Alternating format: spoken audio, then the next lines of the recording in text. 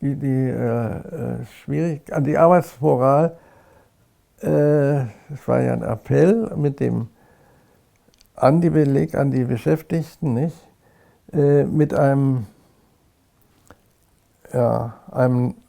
Fernziel, diese neue Gesellschaft, die eure Gesellschaft sein soll, ganz für euch, nicht? Den Kommunismus oder Sozialismus dann hier um die Zeit, sobald wie möglich zu erreichen, und dafür müsst ihr jetzt können. Das ist natürlich, bedeutet das gleichzeitig auch, dass man nicht viel bereit hatte, um diese Durststrecke.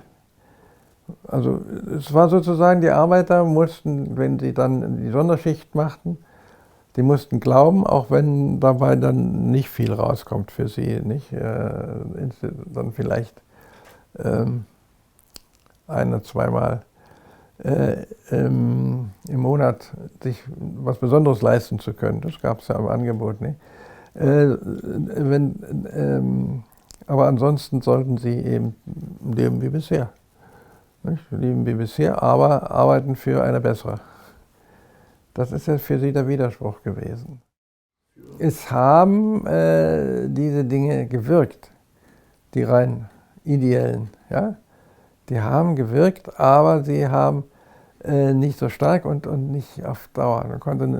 Es hat tatsächlich Kampagnen gegeben, die einen Großteil der Bevölkerung dann erfasst haben, aber zeitweise nicht. Das ist nicht durchzuziehen gewesen. Also es war, also wenn der Sozialismus die bessere Gesellschaftsordnung, dann muss er sozusagen Grundforderung sein, dass er das Westniveau hat. Ja, das gehört dazu. Besser sollte er ja werden. Die Bevölkerung hat sich das ausgewählt, wo verglichen wird. Das hat doch nicht die Regierung gemacht.